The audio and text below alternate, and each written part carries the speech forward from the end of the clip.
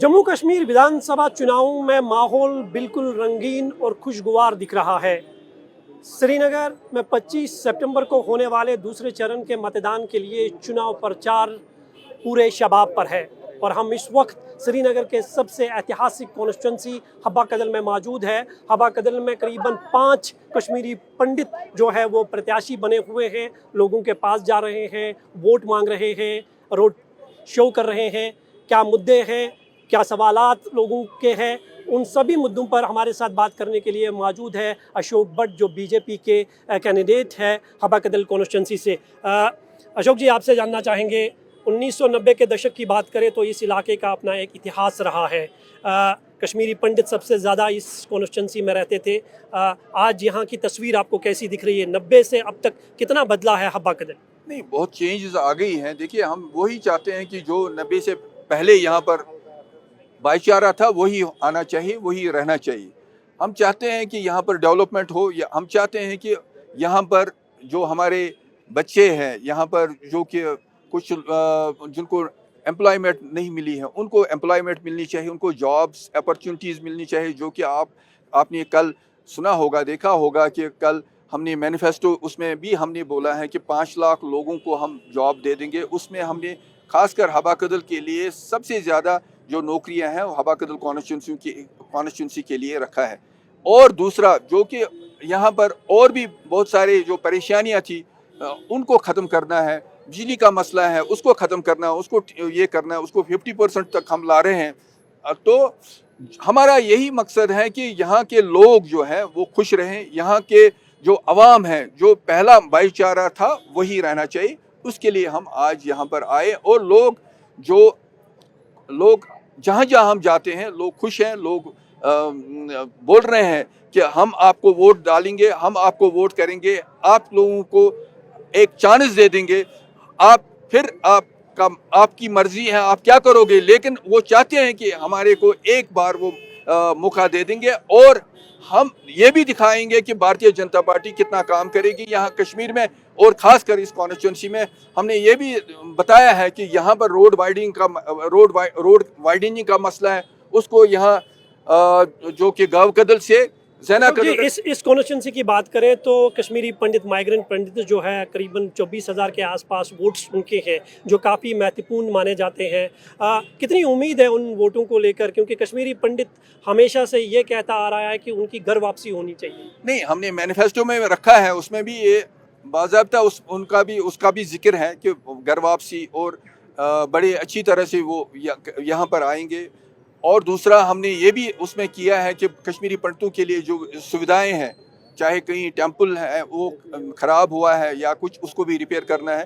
तो ये है कि हमने इसमें जो हमारा मैनिफेस्टो है उसमें मुस्लिम पंडित, सिख्स, हर एक के लिए कुछ न कुछ है। अगर आप देखेंगे उस मैनिफेस्टो को, वो सही में एक बजट है इस कश्मीर के लिए, एक नई बजट बन गई है खासकर इस हब्बा कदल के लिए जहां हम इलेक्शन लड़ रहे हैं। हब्बा कदल को हमने सबसे ज़्यादा उसमें ये किया है कि अहमियत दी है कि हब्बा कदल जो है कि इसने बड़ी मुसीबतें झेली हैं। हब्बा कदल में बड़े प्रॉब्लम्स हुई हैं, जो ये मिलिटेंसी में इसका ज़बरदस्त नुकसान हुआ है। उससे निकालना है इनको, वो माहौल था, उस माहौल से। हालांकि ऑलरेडी यहाँ पर अमन है, मगर अगर कहीं पर भी कोई मुश्किलात हैं उससे निकालना है लोगों को। इलेक्टोरल प्रोसेस की बात करें तो इस बार सबसे ज़्यादा कश्मीरी पंडित चुनावी मैदान में प्रत्याशी बनकर उभरे हैं।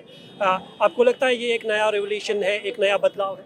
देखिए, मैं एक चीज़ बताऊँ कि भारतीय जनता पार्टी ने यही चाहा है कि जितने भी लोग आए वो इलेक्शन लड़े, क्योंकि ये भारतीय जनता पार्टी की जीत है कि कश्मीरी पंडित इतने लोग आए, 13-14 लोग कश्मीर में इलेक्शन लड़ रहे हैं। दैट मीन्स कि अमन है कश्मीर में, कश्मीर अमन की तरफ चल रहा है, अमन है, डेवलपमेंट है।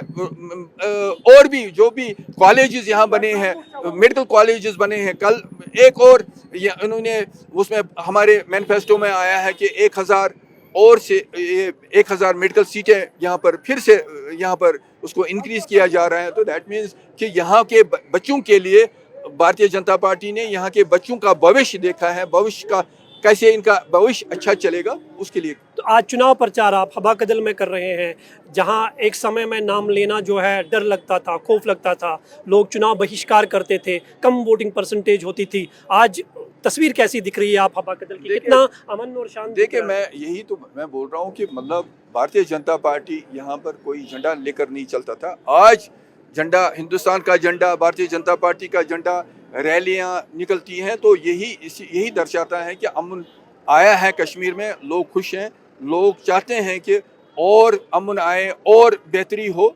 उसके लिए लोग ये बोलते हैं कि मतलब ऐसा है कि बिजली का मसला है या कोई और मसला है, वो ठीक हो, वो भी ठीक हो जाएगा। शुक्रिया। आपने देखा, ये अशोक भट्ट है, बीजेपी के कैंडिडेट है, हवा कदल से चुनाव लड़ रहे हैं। हालांकि इसके अलावा और 5 प्रत्याशी जो है जो हवा कदल से चुनाव लड़ रहे हैं, जो कश्मीरी पंडित है। कश्मीरी पंडितों का मानना है कि इस बार जो है चुनाव में वो खुलकर अपने मत का इस्तेमाल करेंगे, लेकिन इस बात को लेकर भी वो काफ़ी कंफ्यूज है, क्योंकि 5 कैंडिडेट जो है सिर्फ हब्बा कदल कॉन्स्टिट्यूंसी से चुनाव लड़ रहे हैं। किसको वो अपना वोट करेंगे, इसको लेकर जो है कहीं सवालात भी खड़े हो रहे हैं। लेकिन हब्बा कदल की इस कॉन्स्टिट्यूंसी की बात करें, जिस जगह पर हम खड़े हैं, एक दौर ऐसा भी था जब यहाँ पर खड़ा रहना बेहद मुश्किल होता था, क्योंकि सबसे ज़्यादा कश्मीरी पंडितों की आबादी जो थी वो इसी हब्बा कदल में थी। वो यहाँ रहते थे। ये आप तस्वीर देख सकते हैं, ये हब्बा कदल का चौक है।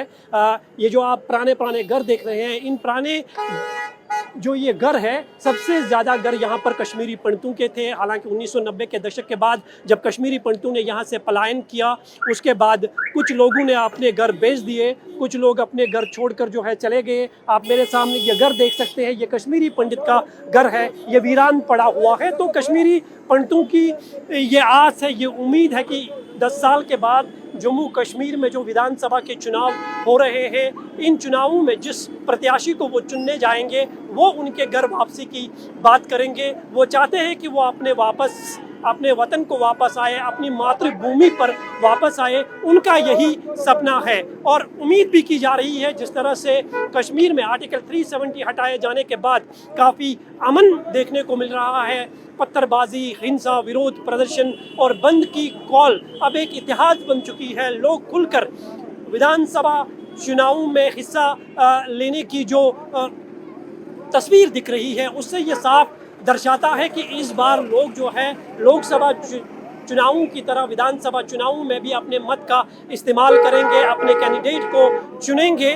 वही खूबसूरत माहौल जो है पूरे कश्मीर में देखने को मिल रहा है, खासकर उन इलाकों में जो सबसे संवेदनशील इलाके माने जाते थे, जहां पर चुनाव प्रचार करना तो दूर की बात है, लोग चुनाव का नाम लेने से भी डरते थे। वहां पर आज बदलती हुई और खूबसूरत तस्वीर दिख रही है। निसंदेह ही लोकतंत्र में जो है अब लोग शामिल हो रहे हैं, लोकतंत्र पर लोग जो है वो अब विश्वास जतला रहे हैं, और यही कारण है कि लोग बढ़ चढ़कर जो है इस तरह के चुनावों में अब हिस्सा लेने की ख्वाहिश रखते हैं।